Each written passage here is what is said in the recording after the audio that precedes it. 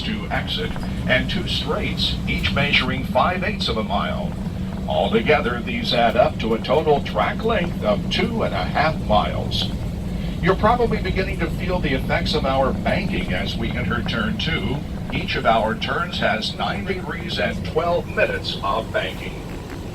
If you look to the left, some of the viewing mounds are coming into sight. These are located throughout the infield of the track and are used by general admission ticket holders. Coming into view on the right are the Turn 2 suites. Constructed in 1973, these suites offer a close-up vantage point to the action on track for VIP guests and sponsors. As we ride along the backstretch, keep in mind the track you're traveling is exactly the same as its 1909 layout, only the surface has changed. If you're wondering what happened to all those bricks, most of them are still beneath us, buried under several layers of asphalt. If Indy cars were on the track right now, you would see them speeding by at roughly 235 miles an hour. This would allow them to cover a football field in 9/10 of a second. For safety purposes, we keep our buses restrained to a more leisurely pace. You may have noticed a golf course on either side of us. The original course was opened in 1929 and underwent a major redesign in 1992 to accommodate PGA specifications and the modern game. There are now 4 holes on the inside of the track and 14 beyond the back straightaway. The LPGA and Senior PGA Tours have held tournaments here. Another event added in October of 2016 saw sections of the golf course used as an obstacle course with inflatable pylons set up for the planes of the Red Bull Air Race. Events taking place over the track sky are nothing new. The very first competition held upon opening in 1909 was a balloon race, and in June of 1910, the Wright brothers were part of a major aviation showcase here. The official IMS logo, the wings and wheel, highlight the automotive and aviation history of the Speedway. Up ahead is turn 3. As we travel through the turn, be sure to look to your right along the wall. You will notice the SAFER barrier in front of the hard concrete. SAFER is an acronym for Steel and Foam Energy Reduction. This safety feature was developed by researchers at the University of Nebraska-Lincoln in conjunction with the Indianapolis Motor Speedway. It was first installed here in 2002. The SAFER barrier is responsible for saving many drivers from serious injury and can now be found at nearly all major racing facilities in the United States. Famed World War I flying ace Eddie Rickenbacker purchased the Indianapolis Motor Speedway in 1927. Captain Rickenbacker actually raced in the 500 before he learned how to fly an airplane. He successfully guided the track through the Great Depression and installed many major safety improvements, most notably green and yellow warning lights in 1935. During World War II, the track was shut down as the nation's attention shifted to the conflict overseas.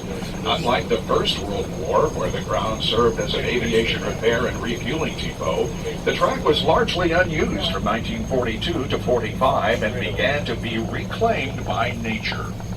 At the urging of 3-time Indy 500 winner Wilbur Shaw, Terre Haute businessman Tony Hallman saved the track from demolition in 1945, purchasing it for $750,000.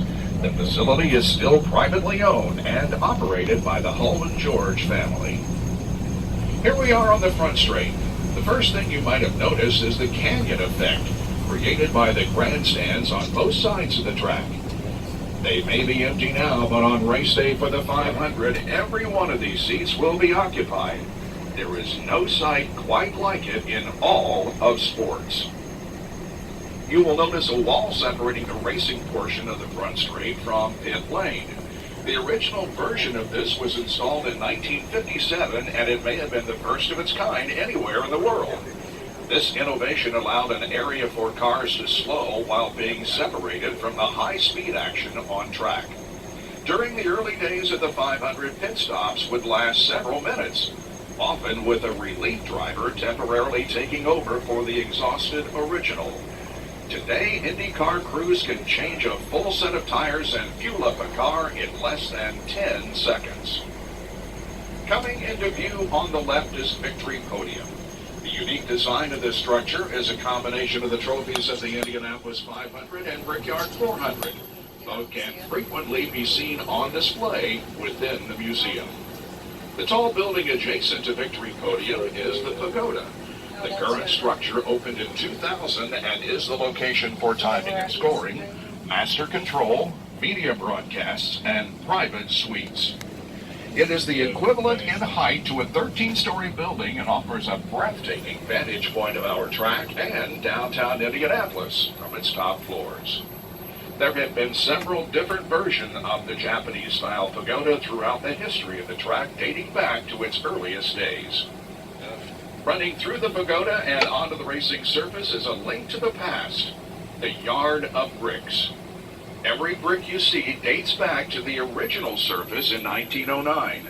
The front stretch remained predominantly brick until October of '61, when the entire track was paved with asphalt, with the exception of this narrow strip. These bricks remain as a fitting testament to all of the drivers, past and present, who have come to Central Indiana in search of racing immortality. The checkered flag is out. Goodyear makes a move. Little Owl wins by just a few tenths of a second. Perhaps the closest finish in the history of the Indianapolis 500. It was the closest finish in the history of the Indianapolis 500 in 1992, when Al Unser Jr. beat Scott Goodyear by 43 one-thousandths of a second. A unique tradition has developed involving the bricks you are about to visit. From 1911 to 1994, the Indianapolis 500 was the only race held here at the Speedway. Beginning in 1994, a second race was added, the Brickyard 400 for the NASCAR series. After winning the third race in '96, Dale Jarrett wanted to do something special to pay homage to the storied history of the track. At the urging of his crew chief Todd Barrett, he made his way to the Yard of Bricks, bent over, and gave them a kiss. This tradition is now performed by winners of every major event here at the Speedway. Well, we now have arrived at the start-finish line at the Indianapolis Motor Speedway. Bob was talking about the tradition of drinking milk. Who can tell me the most popular tradition here at the track? Drinking milk. Not Teo Fabi.